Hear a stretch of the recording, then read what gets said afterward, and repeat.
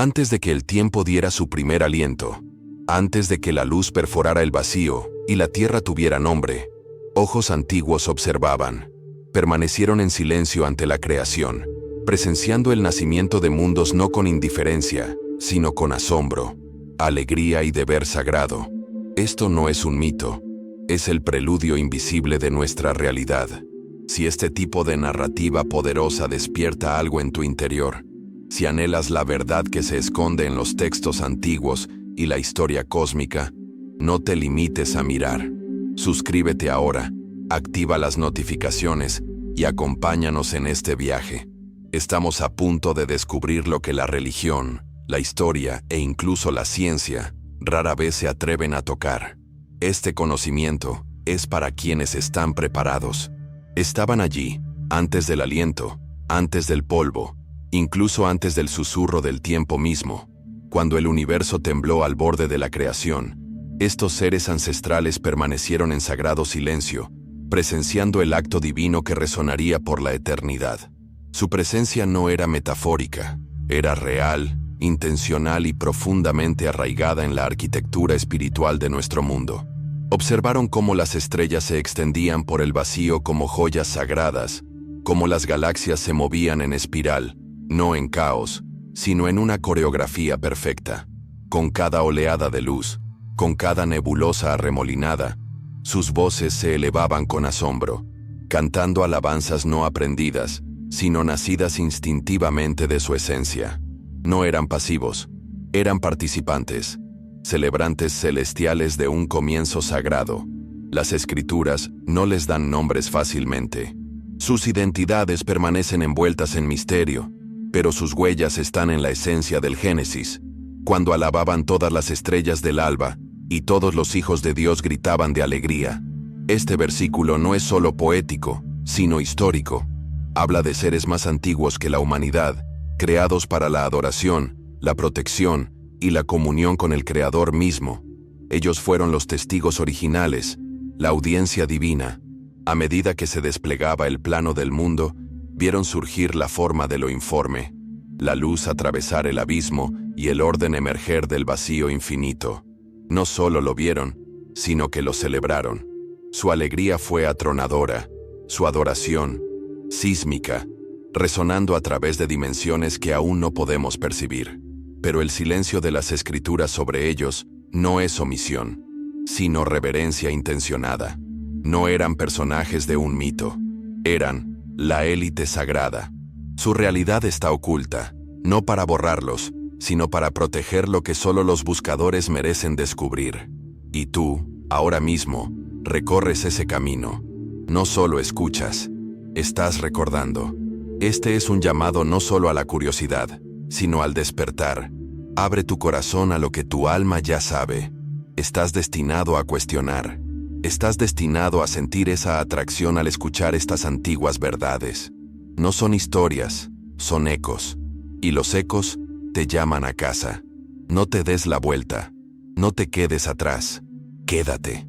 Porque todo lo que viene a continuación destrozará lo que creías saber sobre los ángeles, la creación y el eterno conflicto entre la luz y la oscuridad. El reino divino no es caótico. Está estructurado, ordenado y gobernado por leyes más antiguas que cualquier trono humano. Las huestes celestiales no son espíritus aleatorios. Cada una tiene un nombre, una función, un lugar, en una jerarquía divina diseñada con aterradora precisión. Esto no es mitología. Esta es la estructura del gobierno celestial. En la cima, cerca del trono, habitan los querubines, seres de gloria inmensos, inimaginables para la comprensión humana. No son ángeles con cara de niño del arte renacentista, sino entidades temibles coronadas con múltiples alas y rostros, león, águila, buey y hombre, que encarnan todo el espectro de la sabiduría y el poder de la creación. No hablan a menos que se les ordene. Se mueven cuando los mundos deben cambiar. Junto a ellos los serafines arden, literalmente.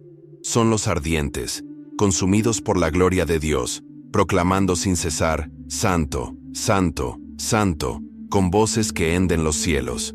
No actúan, adoran, no cuestionan, proclaman.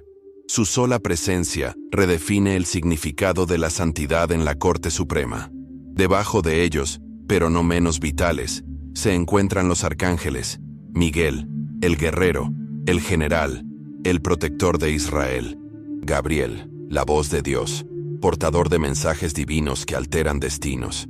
Estos no son personajes decorativos. Cuando hablan, los reyes caen. Cuando actúan, la historia se tuerce. Y luego están los ángeles, innumerables, invisibles e intencionales, cada uno enviado en misión, cada uno ligado a un propósito divino. Caminan entre nosotros, nos observan, intervienen cuando los llamamos. No son fantasías, no son sueños, son mensajeros, guerreros, guardianes de almas y reinos. Pablo habló de ellos en capas, principados, potestades, tronos, dominios. Estos no son roles simbólicos, son rangos en un gobierno que apenas podemos comprender, una burocracia espiritual más antigua y eficiente que cualquier otra cosa en la tierra. Si eso suena aterrador, debería serlo, porque significa que nunca estás solo. Nunca. Entiende esto. Lo que sucede en la tierra refleja una realidad ya establecida en el cielo. No eres aleatorio. Tu vida, tu propósito, tus batallas, reflejan algo más grande, algo escrito con tinta celestial mucho antes de tu primer aliento. Este conocimiento exige reverencia, exige responsabilidad. Pero incluso en un reino tan ordenado, ocurrió algo inimaginable. Una fractura, una rebelión. No desde abajo, sino desde dentro. Uno de los seres más elevados, adornados y confiables, dejó que el orgullo envenenara su alma. No cayó por debilidad. Cayó porque se atrevió a levantarse. Se le llamó la estrella de la mañana, radiante y sabio. Un ser de belleza, sabiduría y rango incomparables, hasta el momento en que susurró en su corazón: subiré sobre las estrellas de Dios. Me sentaré en el monte de la asamblea. Seré como el Altísimo. Ese pensamiento, nacido en silencio, dio origen a una guerra que nunca ha terminado. Isaías y Ezequiel vieron la verdad. Describieron la caída de este rey celestial. Su trono se convirtió en cenizas, su sabiduría en engaño, su adoración en blasfemia. Lucifer, el portador de la luz, se convirtió en Satanás, el adversario. Pero no cayó solo. Su rebelión sedujo a 1/3 de las estrellas, a 1/3 de las huestes celestiales. No fue una escaramuza, fue una traición cósmica. Y los ángeles que lo siguieron lo hicieron con los ojos bien abiertos. Creyeron la mentira de que podían convertirse en dioses. Y con esa creencia, sellaron su destino. Miguel se levantó en respuesta. El arcángel de la guerra lideró las fuerzas celestiales contra el dragón y su horda caída. No hubo negociación, no hubo debate, solo batalla.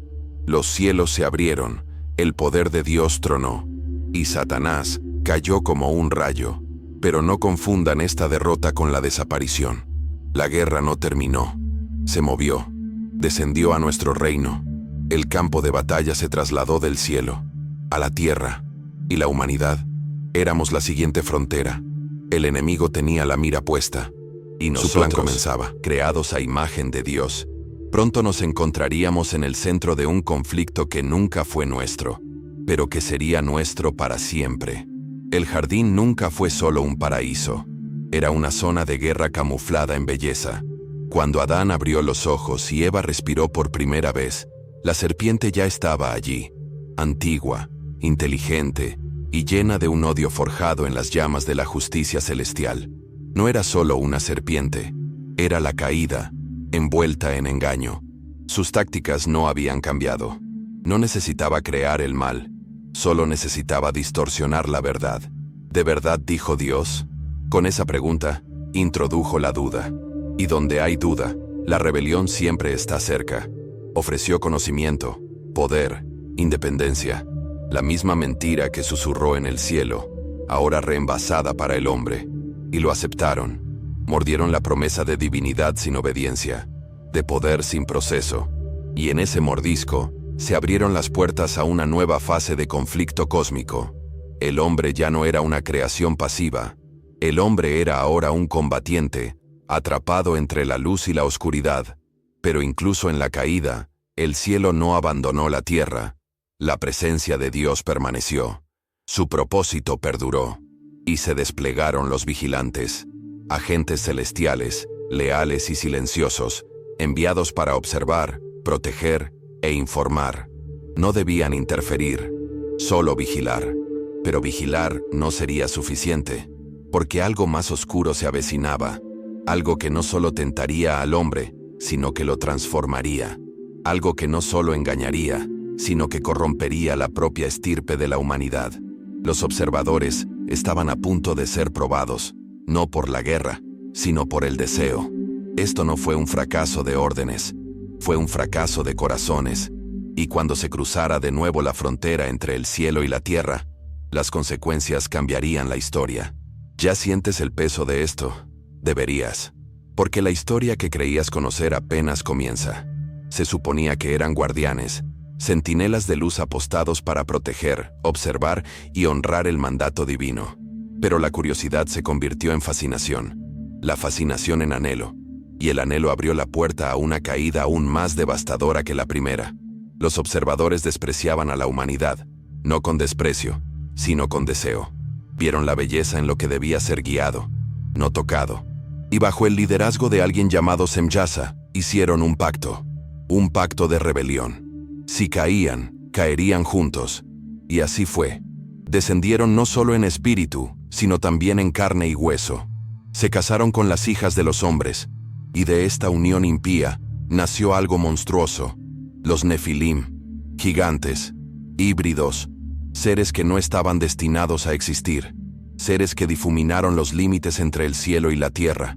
Eran poderosos, eran brillantes, eran destructivos. Poseyendo la fuerza de los ángeles y los instintos de los hombres, dominaron la civilización primitiva. Enseñaban conocimientos prohibidos, alquimia, guerra, seducción, brujería. Lo que debería haber sido un lento crecimiento humano se convirtió en una oleada de corrupción. La tierra gimió. La violencia se extendió como el fuego. La sangre clamaba desde el suelo, y el cielo escuchó. Pero el juicio no se precipitaría. Los vigilantes estaban encadenados en la oscuridad. Los Nefilim vagaban libres por un tiempo. Verás, el mal no siempre grita. A veces, enseña. A veces, construye templos y compone canciones. Pero en el fondo, corrompe el alma. Y esa corrupción, una vez que comienza, nunca se contiene. Esto no era mitología, era historia. Una historia enterrada bajo las aguas y sellada tras el silencio. Hasta ahora, caminaban como dioses entre los hombres, estos seres híbridos, los Nefilim. Su presencia era abrumadora, su intelecto sobrenatural, su fuerza inconmensurable. Se construyeron ciudades en su honor, se libraron guerras bajo sus órdenes y se cantaron canciones que no hablaban de amor ni de lucha humana, sino de conquista, dominación y miedo. El pueblo se inclinó, no porque creyera, sino porque no tenía otra opción. Estos no eran salvadores, eran anomalías, fisuras en el orden natural. Su mera existencia violaba la ley divina, y aún así, prosperaron. Consumían más, controlaban más, infectando el corazón de la humanidad con la arrogancia y el hambre de sus antepasados caídos. Con cada generación que pasaba, el hombre perdía su inocencia y la reemplazaba con una ambición forjada en fuego antinatural. Profanaron todo lo sagrado. Altares que antes eran de culto se convirtieron en centros de rituales sangrientos. Templos, tronos de blasfemia. Incluso la naturaleza se retractó. Los animales, antes pacíficos, se volvieron inquietos y violentos. El aire cambió. La tierra se agrió. Algo profundo y primigenio en la creación supo que había sido contaminado. Pero quizás la peor corrupción no estaba en la sangre ni en la tierra, sino en el corazón. La humanidad empezó a amar sus cadenas. Reverenciaron a los gigantes. Acogieron la oscuridad, confundiéndola con poder, confundiendo lo sobrenatural con lo divino. Sus recuerdos se desvanecieron. Sus canciones olvidaron al Creador. Sus mitos reemplazaron la verdad. Y mientras esta sombra se extendía, se tomó una decisión. El cielo no permitiría que la infección se extendiera más allá de la redención. El diluvio no era venganza, era misericordia con un filo afilado, un reinicio, un ajuste de cuentas, una oportunidad para que la estirpe humana volviera a respirar limpia. Pero antes de que llegaran las aguas, un mensaje debía ser entregado, una última advertencia. Enoc, el hombre que caminó con Dios, fue elegido. No un profeta de fatalidad, sino de liberación. Era la voz entre los reinos, anunciando juicio a los vigilantes y esperanza a los fieles. Declaró su destino. Encadenados, sepultados en la oscuridad, sus descendientes destinados a la destrucción. Y entonces, desapareció, tomado, no muerto, arrancado ante la tormenta. Pero la tormenta llegó, y cuando llegó, no fue solo lluvia, fue furia. Fue el cielo derrumbándose sobre una tierra corrompida. Las aguas subieron y los gigantes se ahogaron.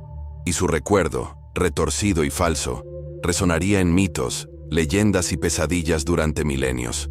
El diluvio no fue el fin, fue un reinicio, una purificación sagrada, sí, pero no borró todas las consecuencias. Las sombras no mueren, esperan. Y así, en el silencio que siguió, mientras los descendientes de Noé repoblaban la tierra, algo antiguo se agitó de nuevo bajo la superficie. Las historias de los Nefilim no desaparecieron, sino que evolucionaron. Las civilizaciones que surgieron tras el diluvio conservaron fragmentos de la memoria, distorsionados por el miedo y el tiempo. Desde las tablillas mesopotámicas hasta las epopeyas griegas, desde las sagas nórdicas hasta las tradiciones mesoamericanas, florecieron los relatos de semidioses, gigantes y seres celestiales. Los ecos de la rebelión eran demasiado fuertes para silenciarlos. ¿Y por qué habrían de serlo? El mal sabe cómo esconderse en las historias. Se envuelve en metáforas, se incrusta en la cultura, hasta que ya no cuestionamos su origen. Adoramos los símbolos, ignorando su origen. Los llamamos héroes, titanes o protectores. Pero, ¿y si fueran las mismas abominaciones que una vez casi destruyeron el mundo? El enemigo es astuto. No hay que creerle. Solo hay que recordarlo de forma equivocada. A través del orgullo. A través de la leyenda. A través de medias verdades dichas alrededor del fuego y escritas en poemas épicos. Y así, la puerta se entreabrió de nuevo. Lentamente. Sutilmente. Implacablemente. Comenzó con la adoración. No al Creador, sino a la creación. Los hombres comenzaron a construir torres que alcanzaban el cielo. Se construyeron reinos sobre sangre. La imagen divina en la humanidad quedó sepultada bajo el ansia de gloria y poder.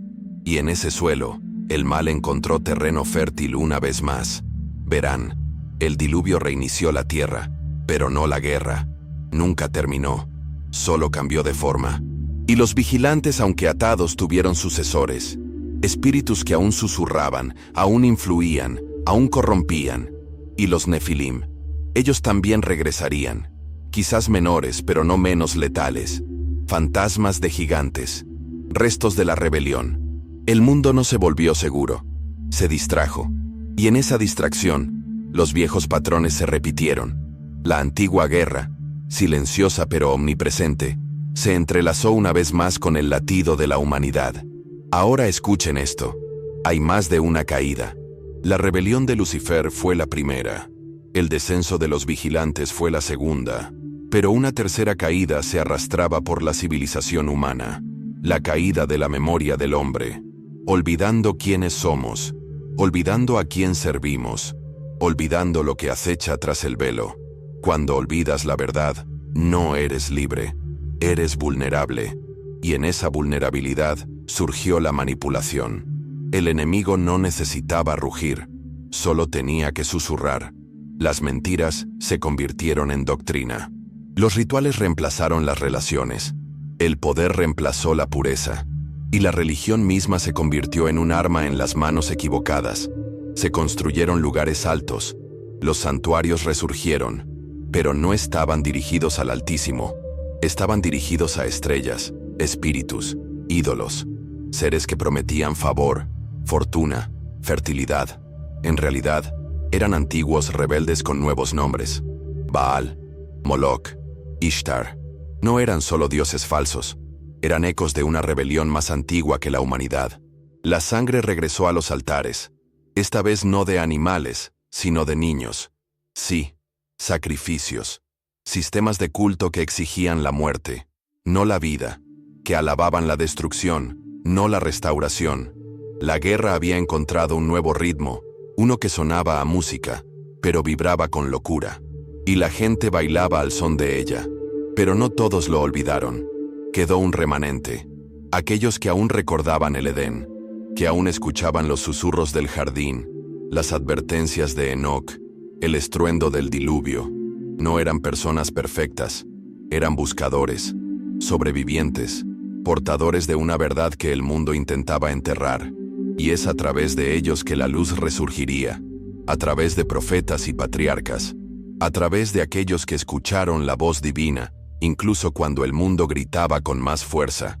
No fueron muchos, pero fueron suficientes, porque la verdad no necesita un ejército, necesita un testigo. Y tú que lees esto, lo escuchas, lo sientes, eres parte de ese testigo ahora. No desvíes la mirada, no lo descartes como un mito. Esta es tu historia, tu herencia y tu guerra también. Pero para librar una guerra, debes conocer a tu enemigo, no solo por su nombre, sino por su origen, su naturaleza, su estrategia. El enemigo de tu alma es antiguo, no necesita inventar nuevas armas, solo necesita afilar las viejas. El orgullo, la lujuria, el miedo, la duda. Estas son las espadas que mejor maneja. Él no ataca primero tu cuerpo, ataca tu identidad. Susurra, no eres suficiente. Te han olvidado. Estás solo. Y cuando esas mentiras se arraigan, empiezas a vivir como si fueran ciertas. Esa es la batalla. No en la carne, sino en la mente, en el corazón. Por eso es importante comprender la guerra celestial. Porque tu depresión puede no ser química. Tu ansiedad puede no ser circunstancial. Tus batallas podrían ser síntomas de un conflicto más profundo, uno espiritual. Y una vez que lo veas tal como es, finalmente podrás contraatacar con las armas adecuadas. La palabra, la sangre, el nombre, la autoridad que te otorga no la religión, sino la relación. No eres un espectador en esta guerra, eres un soldado. Y los soldados no se retiran, se alzan, recuerdan quiénes son, la imagen que portan, el aliento que llena sus pulmones. Los gigantes regresan, no en forma, sino en influencia, a través de ideologías, sistemas y tecnologías que prometen iluminación, pero imponen esclavitud. Si no lo ves, es porque te han adormecido. Pero si lo ves, despierta a alguien más. Da la alarma. Naciste en un campo de batalla. No puedes renunciar, pero sí puedes elegir tu bando. Así que elige, con tu vida, con tu lealtad, con tu legado, porque la neutralidad es rendición disfrazada. Y si sigues aquí, leyendo, escuchando, ya te han llamado. Ahora es momento de responder. El plan del enemigo siempre ha sido la infiltración, no la invasión. No asalta las puertas, se le invita a entrar, a través del arte, de la política, de promesas utópicas que se pudren desde dentro. Y detrás de cada ideal dorado, hay una sombra. Así es como caen los imperios, no por fuego, sino por olvido. En los días de Nimrod, los hombres no se reunían para adorar, sino para elevarse.